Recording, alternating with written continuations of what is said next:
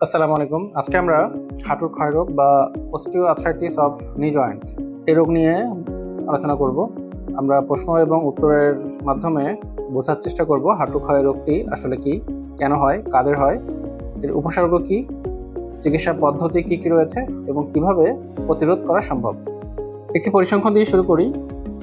আমাদের দেশে অর্থাৎ বাংলাদেশে এই মুহূর্তে 10% বেশি মানুষ হাঁটুর ক্ষয়রোগে আক্রান্ত, অর্থাৎ প্রায় 2 কোটির কাছাকাছি মানুষ হাঁটু ক্ষয়রোগে ভুগছেন। সারা পৃথিবীতে সংখ্যাটি 65 কোটির বেশি। তাহলে জানা যাক হাঁটুর ক্ষয়রোগটি আসলে কি। আমাদের হাঁটুতে কার্টিলেজ নামক একটি গঠন আছে, নরম গঠন। এই গঠনটি যখন ক্ষয়প্রাপ্ত হয়, নষ্ট হয়ে যায়, তখন হাঁটুতে ব্যথা তৈরি হয়। এই অবস্থাকে আমরা হাঁটুর ক্ষয়রোগ বলে থাকি। প্রশ্ন হলো, হাঁটুর কার্টিলেজ কেন নষ্ট হয়? হাঁটুর কার্টিলেজ নষ্ট হওয়ার প্রধান কারণ হলো বয়স, অতিরিক্ত ওজন বা অবেসিটি, হাঁটুতে অতিরিক্ত চাপ বা মেকানিক্যাল স্ট্রেস, হাঁটুর ওভার ইউজ বা অতিরিক্ত ব্যবহার। এখন কাদের এই রোগটি হচ্ছে? এটি মূলত বয়স্কদের রোগ, অর্থাৎ যাদের বয়স 50 বা 60-এর বেশি তারা এই রোগে আক্রান্ত হন। পুরুষ এবং মহিলা সবারই এই রোগটি হতে পারে, তবে আমরা মহিলাদের রোগটি বেশি দেখতে পাই। প্রায় 60% ক্ষেত্রে মহিলাদের হয়। এই রোগ কি ইয়াং এজে অর্থাৎ 30 বা 40 বছর বয়সে হতে পারে? অবশ্যই হতে পারে।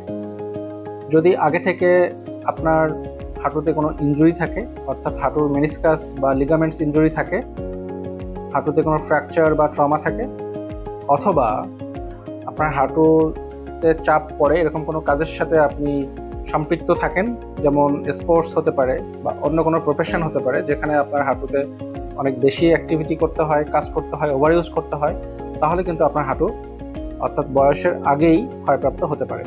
উদাহরণস্বরূপ বলা যেতে পারে, আমরা পাকিস্তানের এক সময়কার ফাস্ট বোলার ছিলেন শোয়েব আখতার। ওনার কিন্তু ওনার যে বয়সে হাঁটু ক্ষয়ে যাওয়ার কথা, তার আগেই কিন্তু হাঁটুটা নষ্ট হয়ে গেছে, ক্ষয়প্রাপ্ত হয়েছে, এবং উনি 2 হাঁটু রিপ্লেসমেন্ট করিয়ে নিয়েছে, কারণ ওনার হাঁটুতে অতিরিক্ত চাপের কারণে হাঁটু নষ্ট হয়েছে। আমাদের দেশে মাশরাফি বিন মুর্তজা রয়েছেন, ওনারও কিন্তু বয়স কম হলেও ওনার হাঁটুটি নষ্ট হয়ে যাচ্ছে বা ক্ষয়প্রাপ্ত হচ্ছে। অর্থাৎ অতিরিক্ত ব্যবহারের কারণে কিন্তু হাঁটু নির্দিষ্ট বয়স হওয়ার আগেই নষ্ট হতে পারে বা ক্ষয়প্রাপ্ত হতে পারে। প্রশ্ন হলো যে এই রোগের উপসর্গ কি আছে? আমাদের কাছে যখন হাঁটু ক্ষয় রোগীরা আসেন, সব থেকে বেশি যে উপসর্গ নিয়ে আসেন সেটি হলো হাঁটুতে ব্যথা। অর্থাৎ যখন হাঁটতে যান অথবা সিঁড়ি ওঠানামা করতে যান, হাঁটুতে চাপ দিয়ে কোনো কাজ করতে যান, বিশেষ করে লো কমোডে বসতে যান, নামাজের সিজদাতে যান, অথবা গ্রামের দিকে মানুষ পিঁড়িতে বসতে যান, তখন কিন্তু তার হাঁটুতে ব্যথা হয়। সো এই অভিযোগটি বা উপসর্গটি নিয়ে সব থেকে বেশি মানুষ আমাদের কাছে আসে।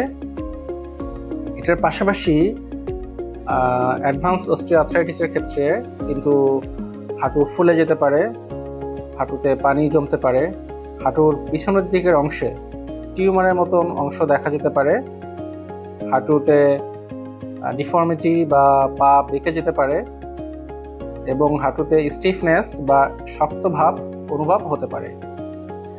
এগুলোই মূলত হাঁটু ক্ষয়ের উপসর্গ। আচ্ছা, হাঁটু ক্ষয় হলে পরে আসলে আমাদের কি করা উচিত? আপনি যখন দেখবেন যে আপনার এই উপসর্গগুলো আছে বা যে কোনো একটি আছে, আপনি আপনার নিকটস্থ যিনি স্পেশালিস্ট ডক্টর আছেন ওনার সাথে কথা বলবেন। উনি আপনাকে ক্লিনিক্যালি এবং রেডিওলজিক্যালি ইভ্যালুয়েট করবেন।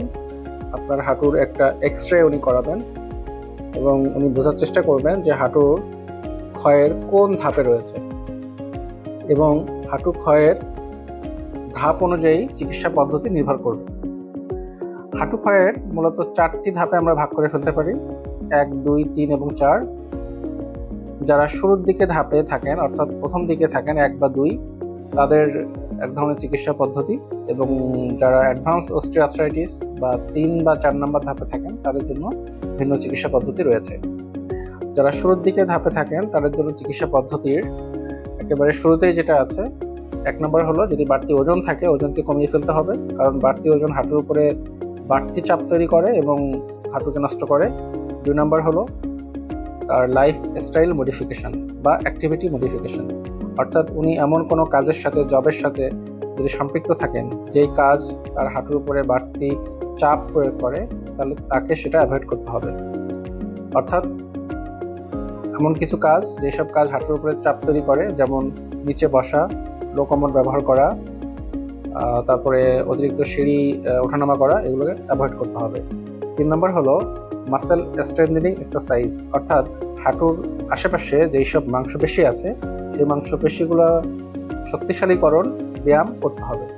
এরপরে ব্যথানাশক ওষুধ খেতে হতে পারে। সাধারণত দীর্ঘমেয়াদী এবং অতিরিক্ত ব্যথানাশক ওষুধ কিডনিতে এবং পাকস্থলীতে জটিলতা তৈরি করতে পারে, সুতরাং দীর্ঘমেয়াদী ওষুধ, ব্যথানাশক ওষুধ অ্যাভয়েড করতে হবে। এরপরে আরও কিছু চিকিৎসা পদ্ধতি আছে, তার মধ্যে অর্থাৎ যাদের এইসব ব্যবস্থা নেওয়ার পরেও ব্যথা কমছে না, তাদের ক্ষেত্রে ইন্ট্রা আর্টিকুলার ইনজেকশন, অর্থাৎ জয়েন্টের মধ্যে এক ধরনের স্টেরয়েড ইনজেকশন দেওয়ার সুযোগ আছে, যে ইনজেকশন দিলে পরে কয়েক সপ্তাহ থেকে শুরু করে কয়েক মাস পর্যন্ত ব্যথা কমে থাকতে পারে। কিন্তু মনে রাখতে হবে, এই ইনজেকশনে কিন্তু হাঁটু তাকে পুনরায় সুস্থ অবস্থায়, একেবারে আগের অবস্থায় নিয়ে যাবে না, তার ব্যথাকে কমিয়ে রাখবে। এই ইনজেকশন দেওয়ার পরেও, অর্থাৎ একজন পেশেন্টকে বছরে সর্বোচ্চ 3 থেকে 4 বার ইনজেকশন দেওয়া যেতে পারে। এরপরেও যাদের ব্যথা কমবে না, তাহলে বুঝতে হবে যে তার অস্টিওআর্থ্রাইটিস অ্যাডভান্স স্টেজে গিয়েছে। তাহলে পরে তাদের জন্য যে চিকিৎসা পদ্ধতি আছে সেটি হলো হাঁটু রিপ্লেসমেন্ট, অর্থাৎ নি রিপ্লেসমেন্ট সার্জারি। নি রিপ্লেসমেন্ট সার্জারি একটি আধুনিক চিকিৎসা পদ্ধতি যেটি সারা বিশ্বে প্রচলিত, তবে একটু ব্যয়বহুল। হাঁটু প্রতিস্থাপন সার্জারির সাকসেস রেট অনেক ভালো, প্রায় 95%, এবং হাঁটু রিপ্লেসমেন্ট পদ্ধতি এই চিকিৎসার মাধ্যমে শতভাগ ব্যথামুক্ত একটি হাঁটু পাওয়া সম্ভব। কিভাবে আমরা এই রোগকে প্রতিরোধ করতে পারি? ভেরি সিম্পল, যেই কাজগুলো করলে হাঁটু তাড়াতাড়ি বুড়া হয়ে যায়, তাড়াতাড়ি এটি বৃদ্ধ হয়ে যায়, এই কাজগুলোকে অ্যাভয়েড করতে হবে। সো হাঁটুতে চাপ পড়ে এরকম কাজ আমি ইতিমধ্যে বলেছি, যে হাঁটুতে চাপ দিয়ে নিচে বসা, লো কমোড ব্যবহার করা, তারপরে হাঁটুর অতিরিক্ত ব্যবহার, হাঁটুতে যে কোনো ইনজুরি, এগুলোকে অ্যাভয়েড করতে হবে, এবং হাই কমোড ব্যবহার করতে হবে, সেই ওঠানামা কম করতে হবে, এক্সারসাইজ করতে হবে যাতে হাঁটুর মাংসপেশিগুলো স্ট্রেংথেন, শক্তিশালী হয়, এবং আমাদের হেলদি লাইফস্টাইল লিড করতে হবে। হাঁটু ক্ষয় শুরু হলে কি এটি একেবারে ভালো হওয়া সম্ভব? হাঁটু ক্ষয় শুরু হলে পরে এটি একটি প্রক্রিয়া যেটির মাধ্যমে একেবারে আগের অবস্থায় ফিরে যাওয়া সম্ভব নয়, তবে লাইফস্টাইল মডিফিকেশন এবং অন্যান্য পদ্ধতির মাধ্যমে এই রোগটি যে অ্যাডভান্সমেন্ট সেটি বন্ধ রাখা সম্ভব, কিন্তু একেবারে আগের অবস্থায় ফিরে আনা সম্ভব নয়। হাঁটু রিপ্লেসমেন্ট সার্জারি কি অনেক ব্যয়বহুল? হাঁটু রিপ্লেসমেন্ট সার্জারি ব্যয়বহুল। এটি আমাদের দেশে করতে সাধারণত 4 থেকে 5 লক্ষ টাকার কাছাকাছি খরচ হতে পারে, বা প্রতিষ্ঠান ভেদে আরও বেশি হতে পারে। এটি আমাদের পার্শ্ববর্তী দেশ ইন্ডিয়াতে প্রায় 6 থেকে 9 লক্ষ টাকা খরচ হয়, থাইল্যান্ডে প্রায় 12 থেকে 14 লক্ষ টাকা খরচ হয়, সিঙ্গাপুরে প্রায় 25 থেকে 35 লক্ষ টাকা খরচ হয়। সুতরাং পার্শ্ববর্তী দেশ বা অন্যান্য উন্নত রাষ্ট্রের তুলনায় আমাদের দেশে হাঁটু প্রতিস্থাপন যথেষ্ট সুলভ এবং অল্প ব্যয় সাপেক্ষ।